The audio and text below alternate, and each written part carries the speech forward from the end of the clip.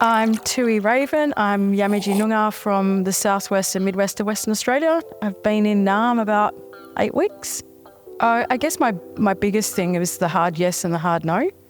Australia is a group of fence sitters, so I think nah, yeah or yeah, nah might have been a better way of approaching it.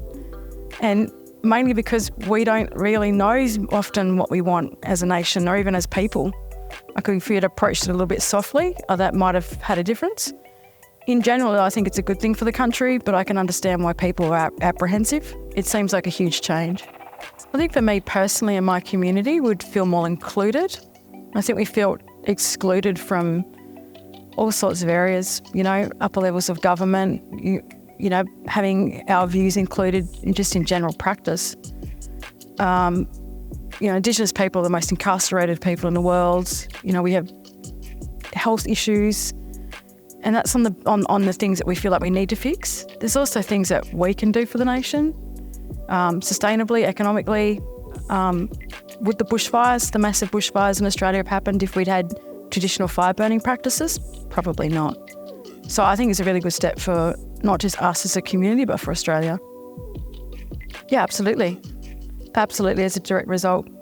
Indigenous communities, we have our own, we had everything. We had law, we had justice, we had doctors, health professionals. We had everything already. We had all those things. What was imposed on us was a system that doesn't work for us. I think it can actually address the things that we've already looked at. We've already had looked at the Royal Deaths in Custody Commission. It already had a whole bunch of recommendations that weren't implemented. The work's already been put in. We can actually go ahead and do it now. To bring in the home report has been done. We know the issues surrounding it. Being able to help with intergenerational trauma for those people that have been stolen, who don't understand why they may have, issues related to that. Health issues because of poverty. There's a whole bunch of things that we could fix. I have shied away from having those conversations because maybe I live in a bubble. Most people don't want to have those conversations with me. They already know how I feel.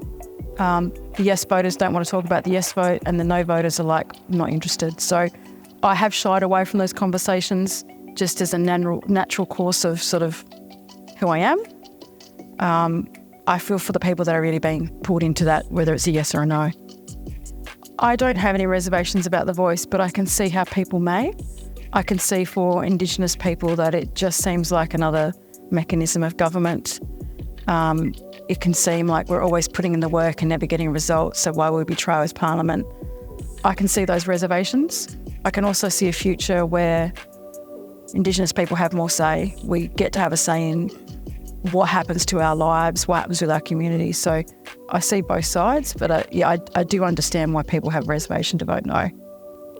I think the best way to engage with the discussion around the voice is understand how it affects you, and then understand that maybe you have unconscious bias, whether that's for the positive or the negative. You may be voting yes just because it's a thing to do, and you may be voting no because your parents are doing it. I think you really need to understand the impact it has on you, what it's going to look like for Australia, and what it's going to look like for the broader community, and also globally.